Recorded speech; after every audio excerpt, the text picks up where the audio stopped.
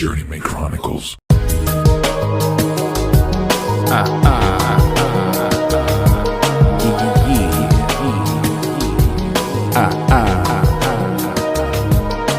Welcome back to the Journeyman Chronicles. Welcome back to the Journeyman. Lord have mercy, I've had a busy week. Maybe one day I'll share with you certain things about this week and certain things about my recording process. But anyway, good God, I've had a rough week. I'm about to wrap this up here, recording-wise, edit it, and hopefully put it out early enough in the morning. I don't know if I'm going to be able to do it all Sunday night. So if you wake up Monday morning and this episode isn't waiting for you, just wait a little longer. Be a little more patient. But nonetheless, like I always ask and like I always ponder on, I hope you've had a good weekend. I hope you've had a good week. I hope you're looking forward to a positive, more progressive, more productive week. I mean, it is Thanksgiving. Thanksgiving is around the corner here. What do you like to do for Thanksgiving? Some people like to, believe it or not, they like to keep it a little simple. I don't know. I like eating food. I ain't gonna lie. And I'm Puerto Rican. And I've been blessed with a wonderful family, a wife and a mother-in-law that cook great food. And so when I'm not eating my mom's food, I have my mother-in-law and my wife's food. Desserts. My wife makes great desserts. Look, I've talked about my weight before, and that's a big part of it, is just my love for food. But anyway, I'm flying off the rails here. I'm not staying on point, pardon me. But Thanksgiving, yes, what are we thankful for? I am thankful for a lot of things, but most importantly, I'm thankful for the opportunity to be doing something that I genuinely love. I genuinely love, and that I enjoy seeing other people love and enjoy. I get a lot of great feedback for the podcast. So I'm thankful. I'm thankful for a wife that's a ride or die, and she's putting up with my bouncing around different projects and ideas. And that takes a lot of patience. I can only imagine what it's like being married to somebody like me. But no, seriously, I am very grateful for my children and how they inspire me in their own way. I'm a lucky guy. I'm a dad of 4, married to a wonderful woman. I was raised by a great mother, and I have great sisters. I learned a lot from my parents, from my mom and my dad. And a lot of that now in my 40s, I'm starting to realize it comes back and it helps you in its own way here and there. So Thanksgiving is here. I am thankful. I know come Turkey Day, I work. The shift that I work Thanksgiving morning. But anyway, this episode, man, I'm really, really, really excited because I got to link back up with an old good friend of mine, the Reverend Shayna Watson.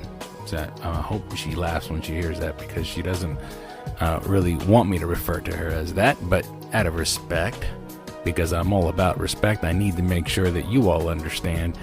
Yes, the Reverend Shayna Watson. Shayna's a good friend of mine for a long time now, and it was good to catch up with her because it had been a long time.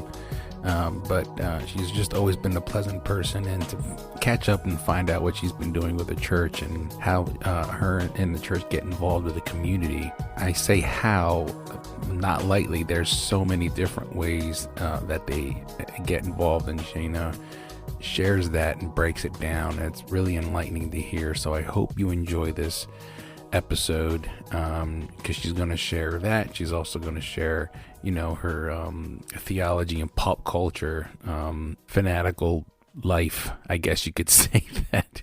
She's just a huge fan, and it's great to hear that and that energy from her. So I had a blast with this interview. It was great. It was fun.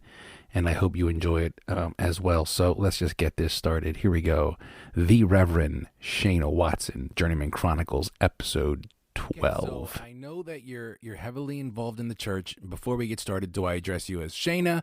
Is it Reverend Shayna? Is that legit? How we go way too far back for you to be giving me any type of title. That's how it's gonna be. Okay. I just want to make sure. Okay, Shayna. I just want to make sure. I don't want to be disrespectful. I normally make people kiss my ring. No, I'm totally there we teasing. Go. No. There we go. There we go.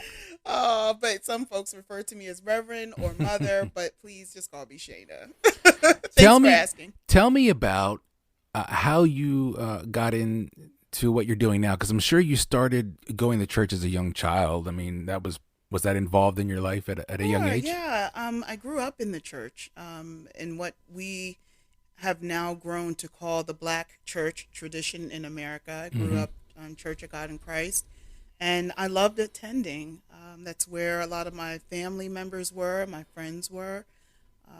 So I enjoyed those services. It was a time of fellowship and a time of spiritual movement. And I guess in so many ways, looking back, I always kind of had this like strange inclination for things beyond what we can see right in front of us. Like I would always hear, and I'm sure you probably heard, when your aunts are in the kitchen talking about, that prayer, the Spirit moved last night, right, or some type of movement.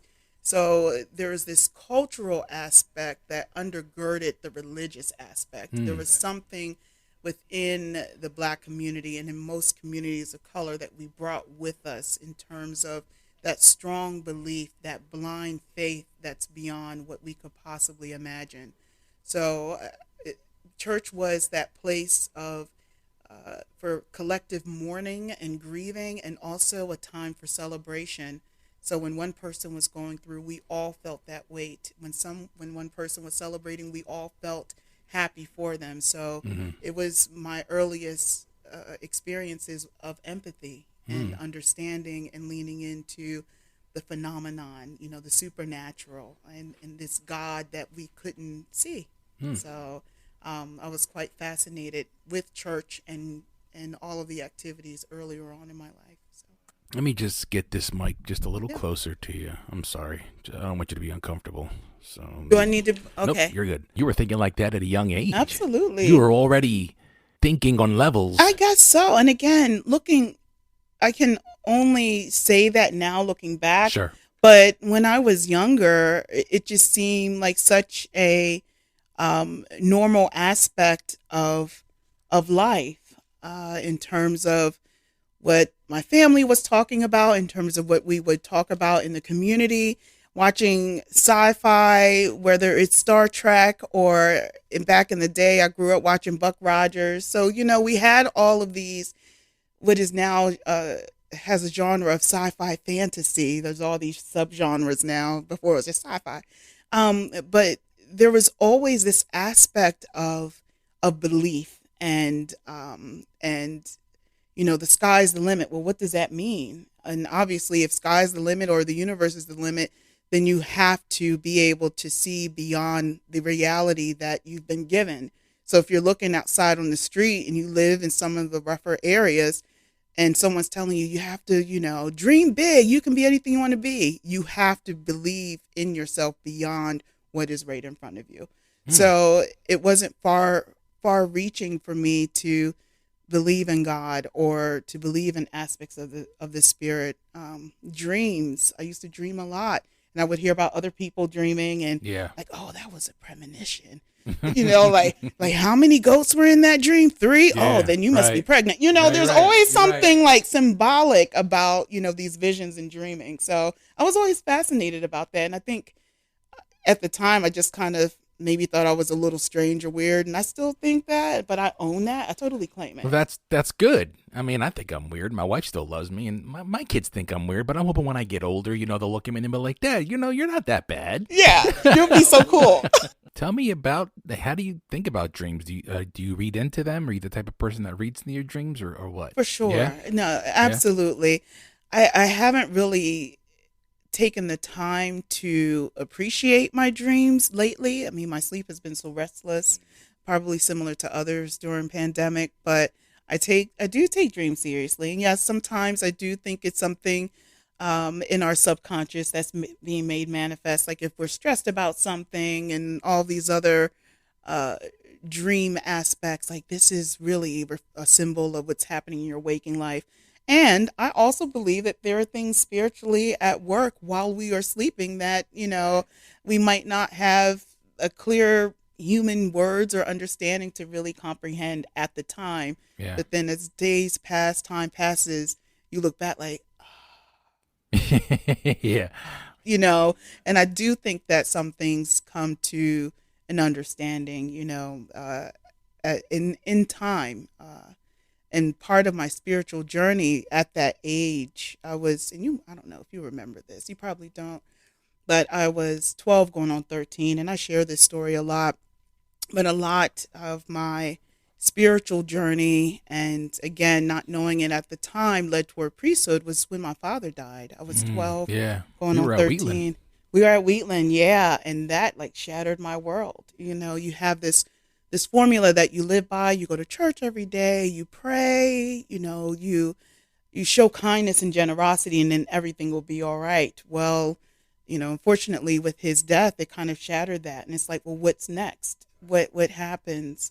So it forced me into viewing the world and God even in a different way. I was angry with God, angry with the church. I felt lied to and betrayed. Sure.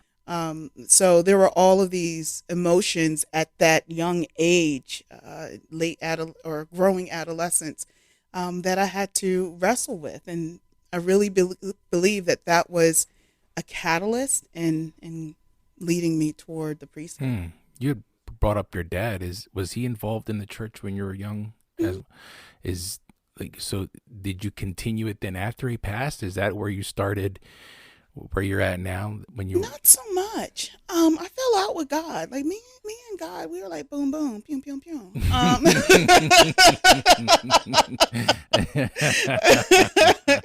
I like that. So in my family, I mean, there are ministers and folks who are devout and regular attendance. Okay. But at the time, there was just a whole lot surrounding, again, just, I think there was a part of the Bible that said, it's not my doubt that I need help with, but it's my disbelief. Like, you can doubt and still return to belief and keep it moving. But when you stop believing, it's just like, there's nothing, right? So it was my disbelief at that time. And I went on to college to study political science and African studies. I actually went for Latin and law. Wow. And it was a whole long story. Poor advisement. Children, pay attention to a good college advisor when you go to college. You got poor advisement? You got poor advisement for what? I did. On your what? The major or what?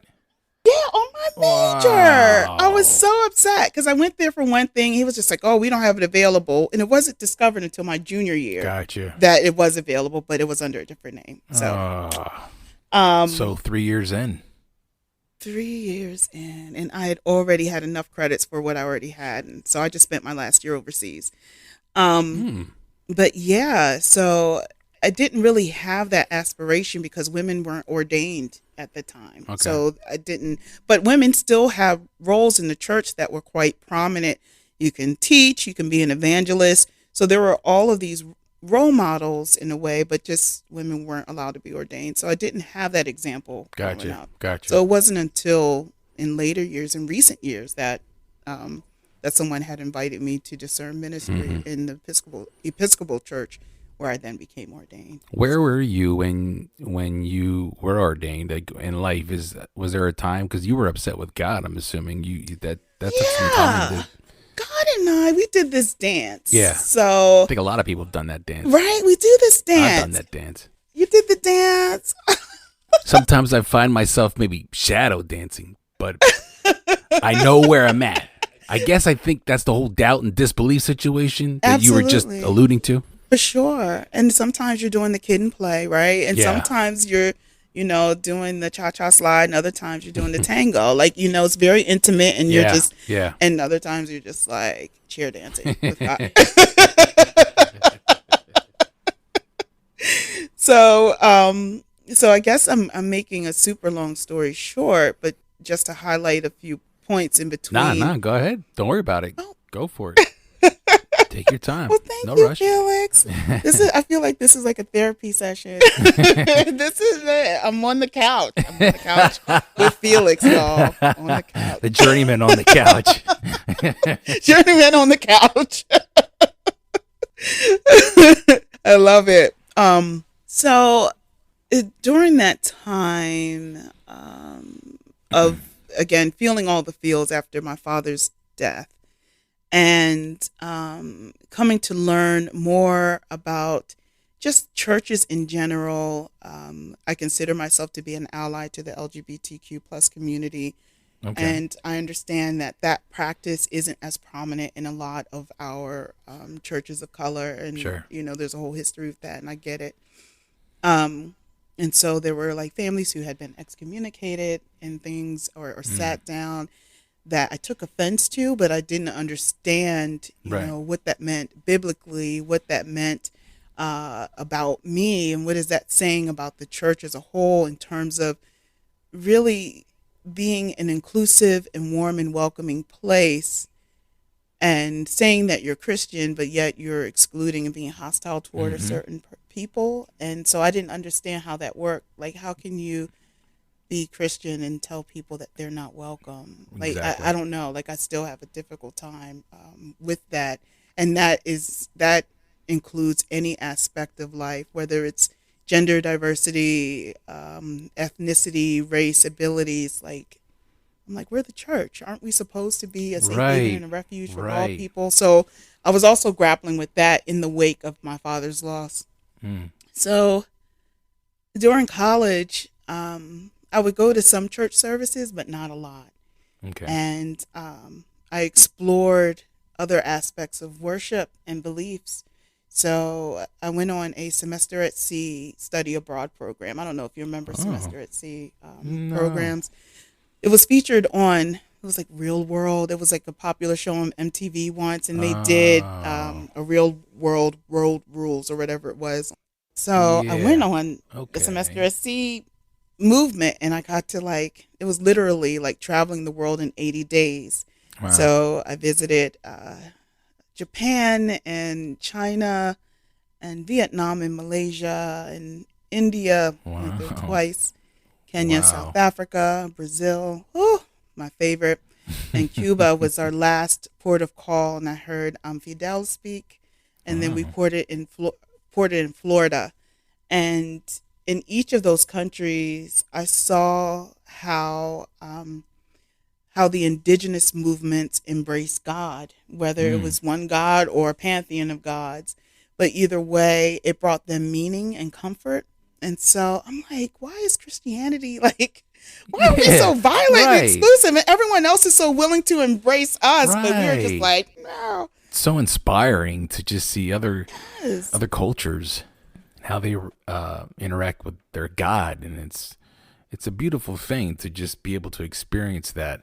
I know that Yeah. I don't have that like experience, and it's I don't know, it's an eye opening thing. I grew up, I went to church. I grew up Catholic, so I understand that confusion and that not wanting to be terrified. Literally, why are you scaring me into a belief? Sorry, I didn't mean to cut you off. No, but that's perfectly said. And I feel guilty about even questioning it, but Right. oh my gosh, but it's so true. I mean, Catholicism, you brought up a really excellent example that I remember. I remember being in Brazil and in Cuba, and how they gave a little bit of the history about how slavery manifested itself in all of those spaces. So I was able to look at Yoruba and Condomble, and how the marriage between some of the indigenous African or traditional African religions were easily enmeshed with Catholicism, with the saints, because there was already belief before Christianity came. Right. It wasn't like we're going here to civilize the heathens. Like, nah, God existed here before folks Yeah. got here. So it was just a fantastic learning about myself, who I was as a black woman living in post-colonial America, Mm-hmm. and what it meant to be a Christian in this context as well. Because I remember when X came out, Yep. it was like a big deal. We were walking around with with the metal plates. Yeah. We were I like, remember that. it was an awakening. Like, we're just like, yeah, and I remember being challenged on all sides. Like, how can you be black and Christian? Mm. So, it's like all of that like shaped and formed me because I wanted to know, like, yeah, well, how Right. can I be black and Christian and hold these beliefs and be who I am? Because it was identified as the religion of the oppressor. Mm. So anytime I was challenged or faced crisis, rather than running away from it or being consumed by anger and just giving up on it, I wanted to go deeper. I wanted to find Right. out more. And, some things I was willing to embrace. Other things still remain open as a mystery. But Mm. so all of that just continued me on my journey. Like, again, even though I'll call myself being quote unquote mad at God and like, I'm done with the church, I'm still leaning in deeper. Right. But I'm just finding God in other places, Gotcha. in other faces. I totally didn't mean to rhyme, but Yeah, I like was hot. that. Um, you're welcome. Do a little sound check. Having little ciphers right here in the Journeyman show here. But it's true. Here I'm thinking that, I'm moving away from, but I'm going in deeper. God was like, oh, okay, you thought you were only taught about me in one way, but here I'm showing up in all of these other ways. And it's not just called Christianity. I'm known by many names, and you're going to find me in many places. So I'm learning to see the face of God in all people and in all things in creation. And I find that there's a place for that in the Episcopal Church, where there's a celebration of Jesus, of God, of all of these ways that people are able to cope and find mystery and seek out understanding. So I became a chaplain after dispatching for the state police. Okay. So I graduated from the University of Pittsburgh, moved to Maryland, dispatched for the Maryland State Police in Annapolis. That was probably one of my favorite jobs. Yeah, sounds fun. It was really cool. My barrack was right across the street from the Naval Academy, and working for law enforcement was eye-opening and needed, so that I could. I mean, it wasn't my goal to let me learn more about law enforcement. It wasn't Right. that at all. It was like, oh, okay, they pay pretty decent. Let me try that. Right. And but it was eye opening in many ways, and it was once again a predominantly white space, and yet to be able to gain an understanding, make really great friends, to be able to teach and learn at the same time about law enforcement, especially in the wake of so many movements and uprisings that were happening. But that was all the way in like 2007, 2009. It was before the George Floyds and the Mm-hmm. and some of the other cases that came up. So it was hard seeing a lot of the Facebook posts from some of my old friends. Right. Some right. who were able to say like that was bad policing. Yeah. Others who were just like, well, it's hard up for us, and Yeah. So I kind of faced that little bit of backlash, and I feel like I'm just like going from one story to No. another. You're Just like, fine. No, I love it. Look, I totally get it. It's I think the past 6 years have been tough, and it's drawn family against each other, because you start to see people for how they really think, and it's hard. It puts things into perspective. So talk to me now about what happens after school. Talk to me about graduation. So semester at sea ended. I graduated on the Atlantic Ocean. Wow. I'm like, yeah. So Wait, yeah. whoa. I'm new to this. So are you like, what? Like, how does this work? Are you on the cruise ship getting your diploma? Is this on the beach, like looking at the sunset? Like, It's on a ship. Wow. So that was the first time I was ever on a ship or a cruise liner yeah, ship. that's pretty cool. So there were like classrooms and different seminar rooms set up. So that's where we would study in between port cities. Okay. And so just before we would port, that particular city or country would have an ambassador on board our ship. So they would give us a summary of customs. We would do a crash course on language so that we can learn basic language and so that we can navigate the country and know how to gesture ourselves. Like there's some things that we take for granted here in the U.S. that we have to be mindful of our body language and the things we say when we go to other places. Like something as simple as throwing up the peace sign. Again, during that time, it might have been in Brazil, I don't remember, but you're supposed to put your peace sign fingers together, right? Yeah. Because apart, it's like supposed to be derogatory or gesture about a derogatory gesture about a body part, or like the way we tell people to come here. Like sometimes we'll just like wave our hands like to come on with our palms facing upwards, but in some other Asian countries you're supposed to put your palm down because a palm up is how you would beckon to an animal. Wow. So they were just like, again, this is 2002. Right. And it might have just been geographical in certain places, but these were just general things that we would just be taught before we ported. And so it was always fascinating. The Archbishop Desmond Tutu came on board when we ported in South Africa.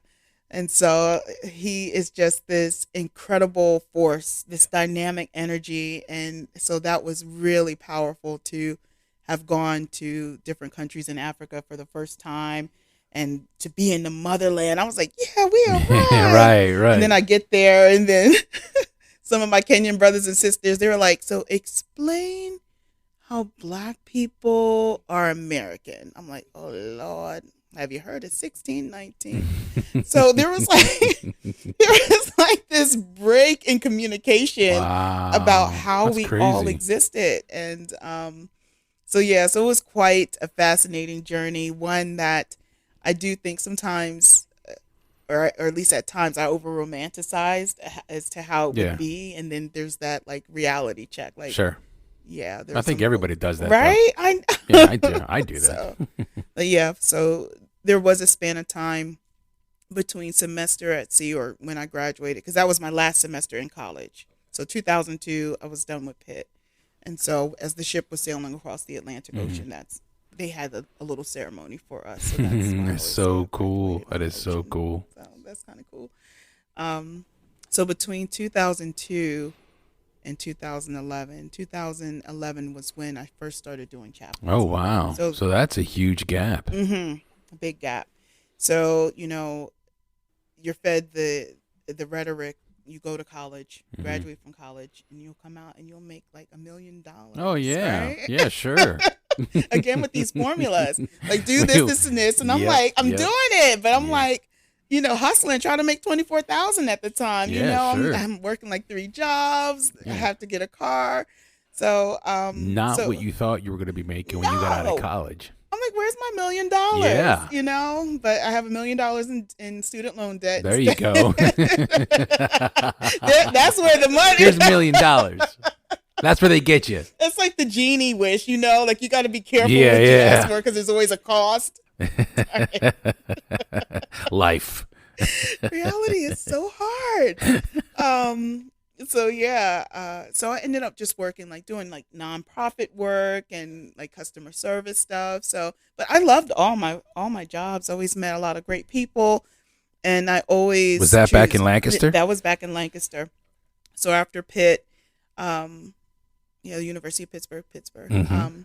So after Pitt, I came back to Lancaster. So I was here for a few years. Again, just hustling between jobs and customer service and just trying to live.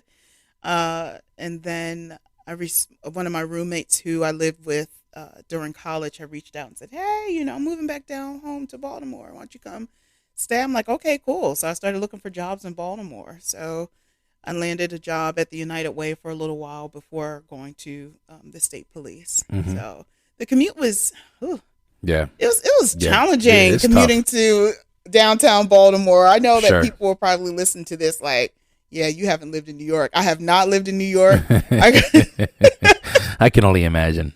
It was harsh. I'm like, taking the tram in town and walking down these so many blocks, and God forbid if it's delayed or derailed, for whatever reason, right? You're kind of like stuck. So so that was a little difficult, but I was willing to hang in there, but I started exploring other options. Okay. So that's when and it was obviously it was difficult to park. I had a vehicle at the time, but trying to find parking, and if you did, it was in a garage, and you're spending like $50 a day.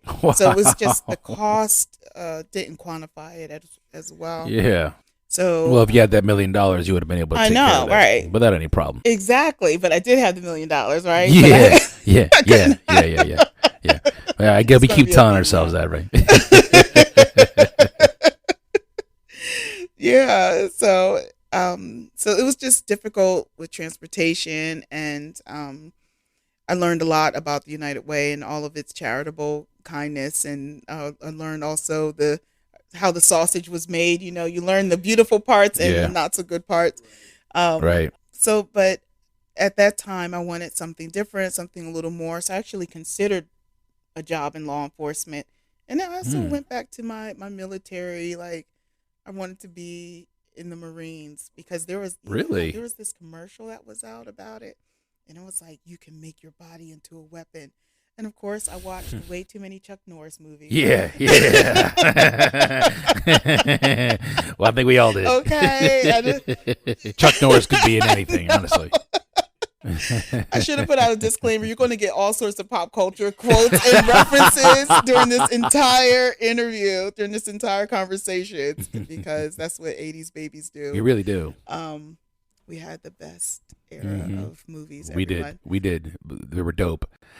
Getting back to your title, do people have to refer to you as Reverend Shayna, or is it Um, mother, or is it something else? yes, like if you, okay, so technically, if you are introducing me or announcing me, it is the Reverend Shayna Watson, so Okay, that it the is a Reverend complete Shayna sentence. Watson. Yes, Oh, but there's a the. I like yeah. that. Fair enough. Cool. But if you're just addressing me directly, it would just be Reverend Shayna Watson, or Mother, which is the equivalent to Father. We in the Episcopal Church is kind of considered Anglo Catholic or Catholic light, so a lot of the titling, similar to Catholicism, Father, um, as well as utilizing the word priest. So when we're ordained, we are made priests. We enter into the holy order of priests, Okay. and and it's interesting. I mean, we observe all of the sacraments. Well, two sacraments. The other pieces are sacramental. So there's baptism, the emphasis on baptism and communion, and then the sacramental pieces are like your confession, the unction, where some people, I think, depending on which generation you're in, they would call it the last rites, but now we call it the administration of the sick. So marriage, ordination, or just and reconciliation of the penitent, which is similar to confession. So There's a lot of similarities, though, between the Episcopal and Catholic churches in a way, but there's yeah, also a vast difference, it seems, with how you accept the community. I mean, you're very open with the. Oh, my daughter's going to kill me right now. LG. I don't know, let me say this right. I always mess this keep up. going. LGBTQIA. Plus. Okay, that's what it was. My daughter just got me hip to that. Okay. As soon as I learned it, I'm like, why are you changing it? My daughter got me hip to the plus, and I'm my sorry. wife and I are learning about How pronouns. have you We're gotten trying. It's and realizing it's like we're the older generation now, looking at things from our point of view, here? and now it's like now I'm going to sound like old people. I I'll be know. 75 and completely out of touch. I think though what you're doing is so cool that you're accepting the community in all aspects. And where are you right now? Are you bouncing around, or are you at St. James? Is it called St. Yes, James? it's called St. James and the Urban Well. Oh, it It's is. it's Okay. it's all the same. It's all under the umbrella of St. James, which has something like an abbey minster model of sorts, where it's like this all-encompassing church that runs different programs and services, Okay. things like that. It's a place where people can come for contemplation. For example, even during COVID and everything that occurred with George Floyd. And that's kind of my point of reference because that's when I started at St. James here in Lancaster. I've only Okay. been back in Lancaster now for about a year and a half. Prior to that, I was in Harrisburg at our Okay. cathedral. Okay. So we opened up our doors to the chapel. We offered community prayers. There are different retreat programs where people can just come for healing. We host facilitators that talk about diversity and worship. And sometimes, if you just need to get away from it all and just sit and light a candle and just be with some incense, oh, I love Yeah. all the bells and smells. Nice. Yeah, you can just come to St. James, which is located right across from City Hall. So it's right downtown. We get a lot of frequent flyers of people who experience homelessness. So we're able to support them and work with local nonprofit agencies. Like, we are involved in a Yeah. lot of work in the community. We don't really air it out in the newspaper or like post it, like, yeah, we just, Yeah. it's kind of like, as my mom used to always say, you don't get a reward for doing what you're supposed to be Right. doing, Right. Yeah. So you don't get a reward for getting that A. Right. I worked so hard for it. You're supposed to get good grades. Yeah. It's like that Chris Rock video. Like, what do you want, a cookie? You're supposed to take care of your kids. But you're right. You're right. Sort of like the people that walk up to homeless people with cameras recording their good Yeah. deeds. It's like, just do it. Yeah. Don't do it for the clout. Don't It do takes it for away from it. Right. It does. Like, what are we doing? Right. Right. So what intrigues me is while we're talking, I'm learning that you're, as a church, you are offering the community your services in all aspects. So you're also talking about real life situations and issues that are happening right now. You brought up George Floyd and other cases similar to that. When you have a community that can be divided in relations such as that, how do you as a church go about planning and involving that in your services and in your mass, I guess? Absolutely. And we talk about it in different ways. I mean, Yeah. it's the pulpit, I have learned, is a sacred desk. It is a holy responsibility. And because it bears a lot of weight on how we care for the souls of people who come in, it's so important to be mindful of how we approach these conversations. So it might not always sound like, talking about white people and black people in the history in our country. Sometimes it will sound like, well, how do you love yourself and how do you love your neighbor? So there are ways Right. that you can gracefully invite people into introspection, because it has to begin with the self. I don't care what color you are. You got to start with you. And then how do you touch or not touch your family, your friends, your neighbors in ways that are healthy or unhealthy? How self-aware are we in terms of economics, how we provide, how we give to others, our feelings of sense of entitlement, self-preservation. How do we respond during times of trauma and crisis?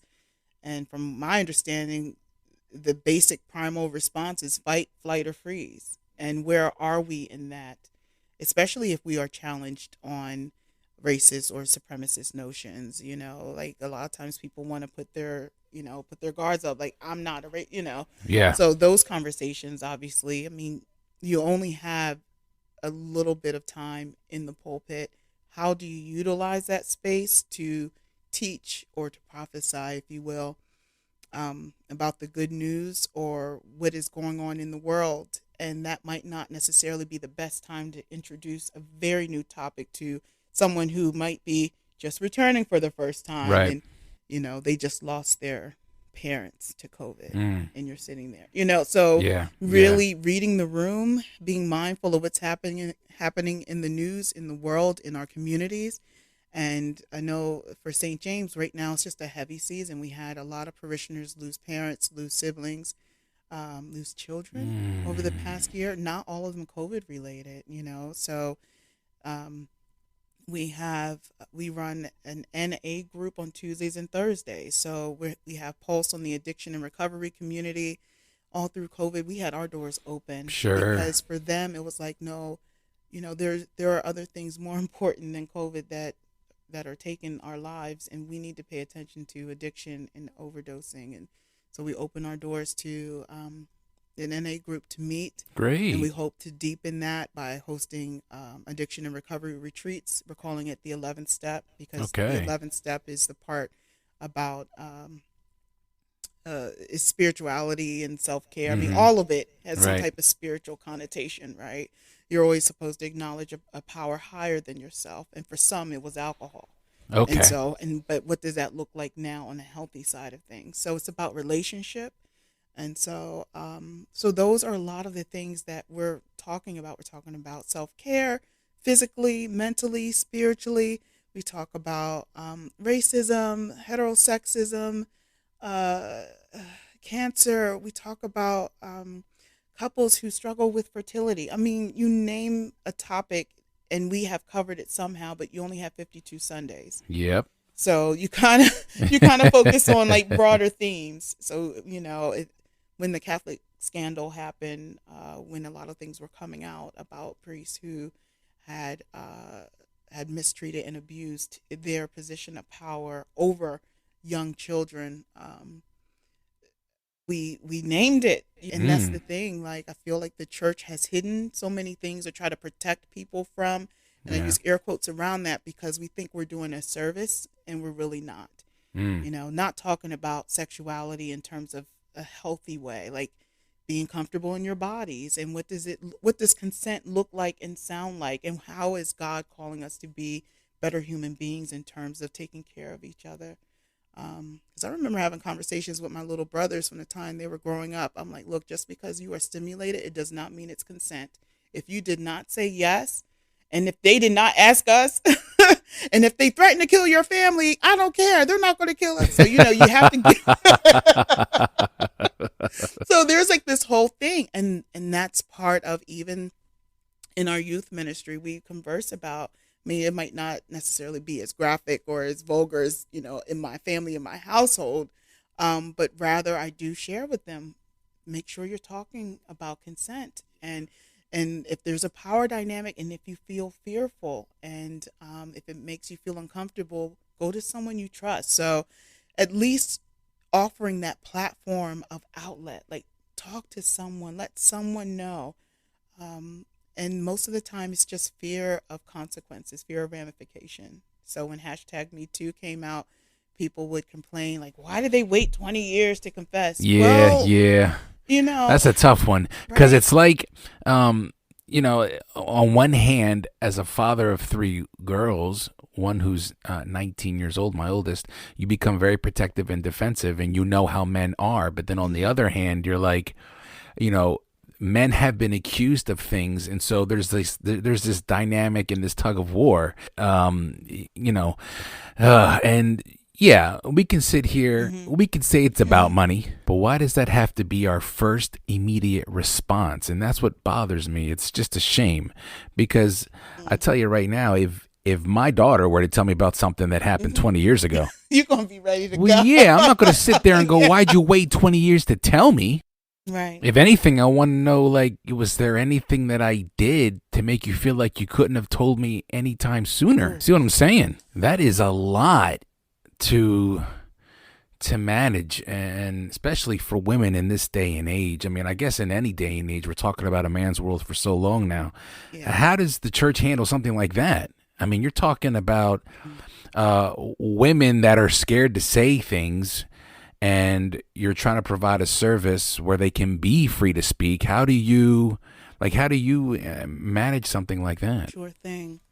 That is an excellent question. I was not at St. James when hashtag Me Too first came out, Okay. but I was still working in the church and as a chaplain Sure. when it was popularized, because technically, Me Too has been around before Me Too was a thing, right? Exactly. And the funny thing about the Bible, and with most sacred texts, whether it's the Quran or the Torah or Tanakh, I always say that, before pop culture, was the Bible, were these sacred texts. And there is literally nothing new under the sun.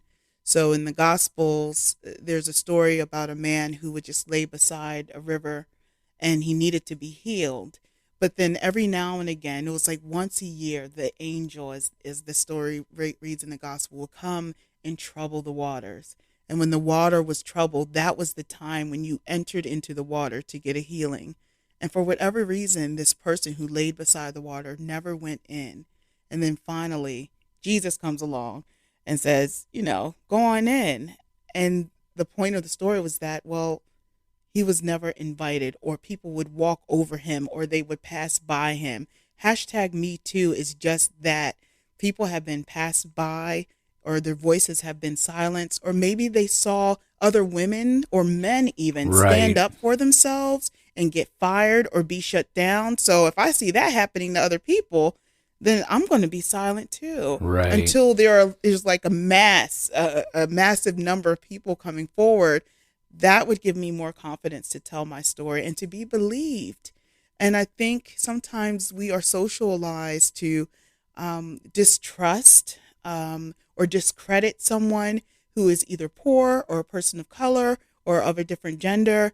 And I think historically we just, it gets to the point where we just end up silencing ourselves. People don't even need to silence you anymore. We'll just shut up on our own. So so that's why, not exactly why, I'm sure there are multiple factors, but there are stories that we can share that we can compare some of these realities, these current events to, in order for people to understand. And I presented at Lancaster Mennonite recently, and we were talking about pop culture because I do a lot of stuff with TheoCon where theology meets pop culture. Yeah.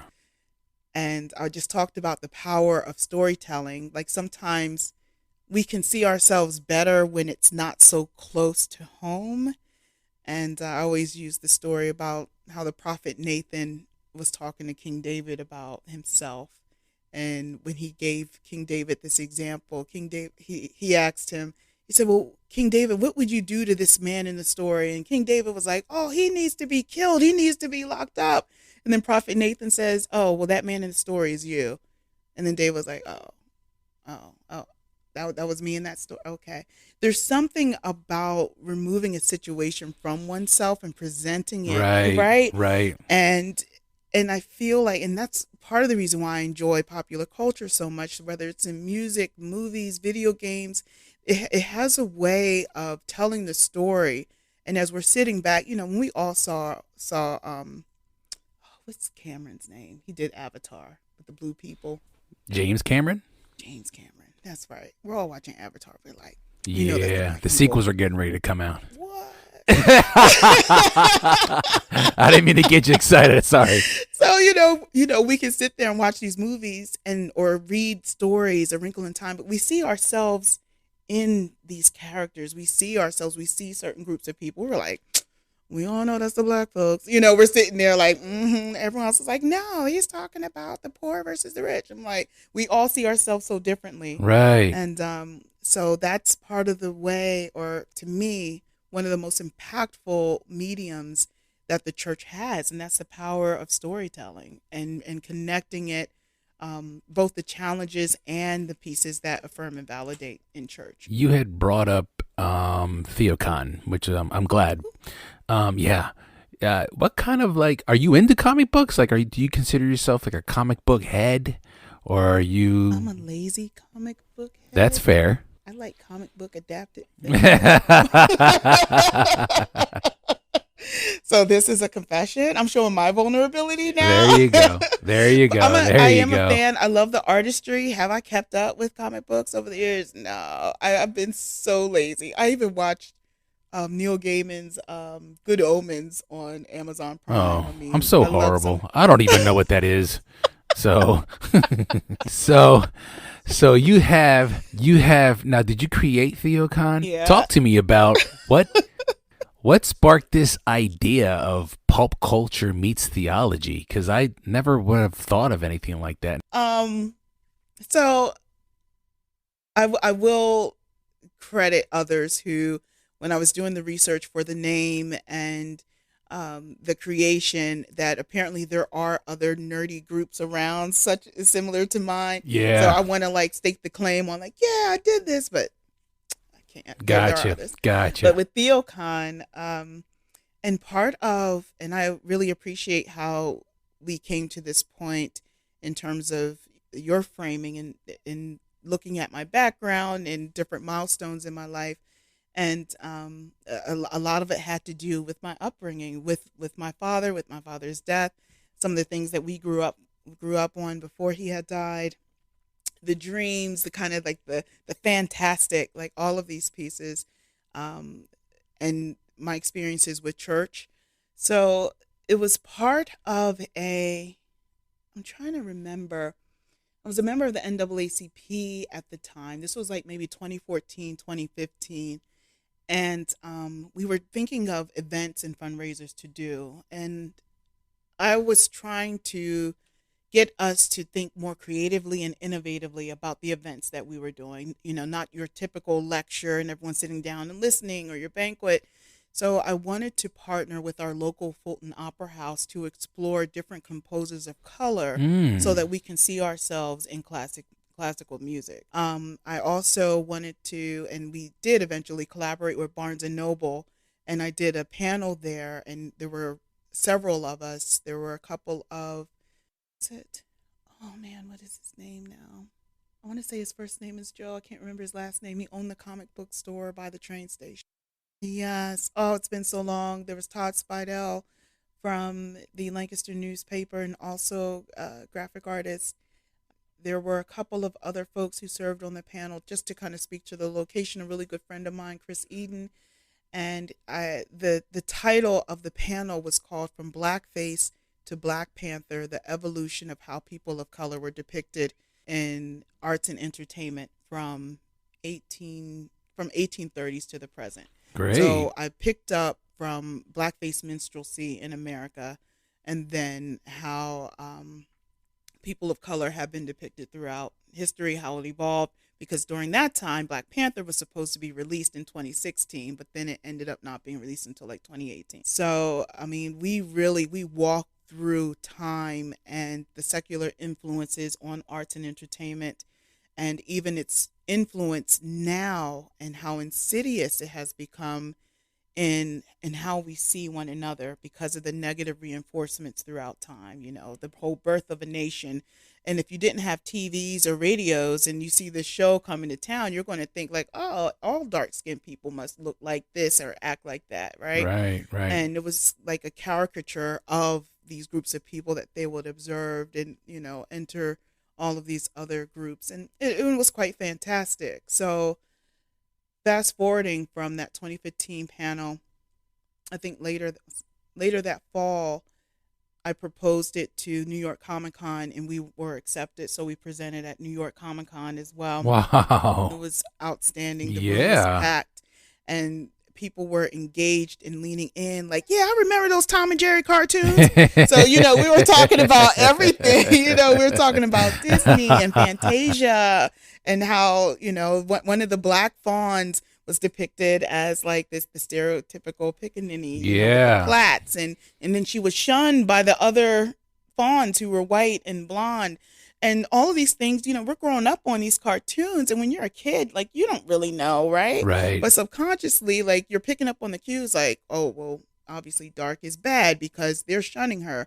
This is good, and this is what goodness looks like. Right. So again, highlighting those key pieces, being aware of how media portrays um, various communities, how they portray hair and speech and garments, what we wear. Because remember, Tom and Jerry, you never saw the humans; you only saw the bottom half. And the Yes. black woman would always be in like slippers and the Right. apron. Yeah. The white woman would come in with dainty heels. And so again, just looking at all of those cartoons and comic books, because Superman wasn't always super, especially around the time of war.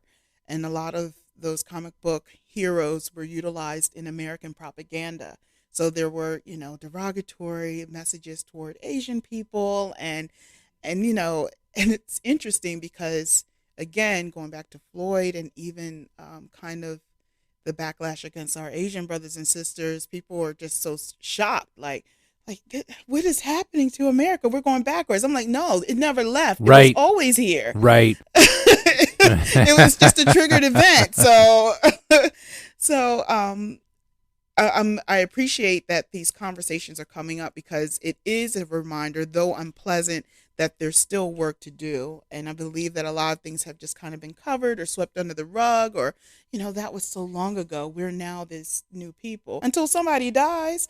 It's almost like people now, get uncomfortable talking yes. about these things. And I get it. But at the same time, it's like we can't pretend that we live in a world where none of this is happening, and people just want to not talk about it, because that's the way to not address it, is to not talk about it so it doesn't exist. But there's times where I'm just like, you're forcing me to go into prayer, and I don't pray that often, and I should, but it's pretty bad. That's when you know it's serious, right? Right. You got to pray. Like, that's what I'm doing. It's like, look, I gotta pray. I gotta pray for you, because oh my God. It must be bad. This is where we are, folks. So TheaCon is that every year or what? It was, but just between community obligations, personal and professional obligations, it was just a lot to carry. So we had 3 really great years. Our 3rd year, because we would do a convention at the end of each year, like in September, October, and we would host different panels throughout the year. And our last year was, of course, during COVID, and we did like a virtual convention, which was a whole lot of fun. We talked about Dungeons and Dragons, role-playing games, and the cartoon. And I think one of my favorite, they were all spectacular. I loved all of the panels. And so one of the ones that we had a lot of fun with was talking about zombies. And there was another one, it was called Holy Horror. We did that in the month of October. Really? And we talked about the theology of horror movies. Well, that sounds interesting. It was pretty cool. And of course, we got into the different subgenres. And it was the first time I knew what it was, but didn't have a term for it. But we talked about cultural horror movies. What's that? Which we see in Us. Oh, okay. Yeah. Like all these Us. Right. And some of these other movies that are coming out now where the horror is a lived experience. Yeah. So I thought that was fantastic. Of course, Lovecraft Country, where they integrate science fiction, fantasy into lived out realities, and the Tulsa Massacre has come up repeatedly as an undercurrent theme, as a time period setting, things like that. So what was I just talking about? You just got me all nerdy. I'm sorry. And then we were just talking about TheaCon. TheaCon, culture horror. Yes. So TheaCon right now. See what happens? I get on my nerdy rant. It's all good. But that's how all of who I am and every aspect of my journey led to TheaCon, because of, I believe that the church and conversations about God and having a deep and meaningful experience, that there's a space for all of that. Like, it doesn't have to be such a solemn occasion every Sunday morning. You're coming in, right? And you leave unchanged. Right. I believe in having transformational experiences and transactions and interactions. And there was a Pew Research study that said the attendance at church and in other holy places are declining, but there's not a decline in people finding or desiring meaningful experiences. So people are meeting in coffee shops, they're meeting in their homes. And for some communities who have been mistreated or abused by the church or holy spaces, they're finding other ways to worship. And so I was like, well, what about TheaCon? Yeah, right. Everyone goes to the movies, everyone goes to the bookstore. I'm like, there has to be something in that spectrum of storytelling and sharing, because people are still coming together. Why do people come together? Because we enjoy each other's company. Why do we enjoy each other's company? Because you're telling me a story about your day or how your week was, and I'm sharing a little bit about me or cracking some type of joke. Like, these are the things that bring people together. So through the use of popular culture and inviting people into those space, I was hoping to provide not a replacement, but rather a supplement of sorts, Sure. uh, something to complement people on their journey. So we've had some really great panelists. We talked about everything from Stephen King and Black tokenism. We talked about graphic medicine, where people can utilize artistry and comic book illustrations as a form of therapy and healing. We had one gentleman, and forgive me for not saying their names because I cannot remember everyone off the top, but he used a book, I think it was called Priya Shakti, or is the name of the character, but it focused on the pantheon of deities in Hinduism. But what he did was, and I get goosebumps every time I think about it, but during the time when some of the women were being getting acid on their faces, like what he did was he depicted some of them in his graphic novels, in his comic books. Okay. And it was the first time that they've ever seen kind of like an image of themselves, and they just thought they looked so beautiful. So I mean, like, people are really doing some fantastic creative things with popular culture. Of course, music and video games have gone to a whole new level. With video games now, you have like these different multiplayer games, which we did not have. But yeah, so TheoCon is just that space to explore the intersection of faith and fiction, of the sacred and the secular. So Do you find yourself maybe wanting to continue it sometime, or you think that's it for now, or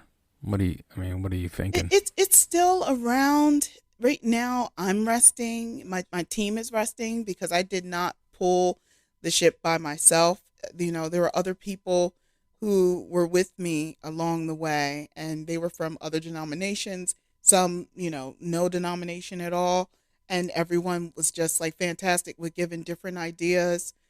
We would start off our event with some type of opening ceremony. So we worked with Music for Everyone, with Michael, is it Germanis? He works with this a small group of, it's like a string ensemble in Lancaster, and it's like all like Black and Latino, Sweet. Asian, and some white. It's like this beautiful rainbow of hues of children, like they're like middle school, high school, and he was like, "Well, what do you want us to do?"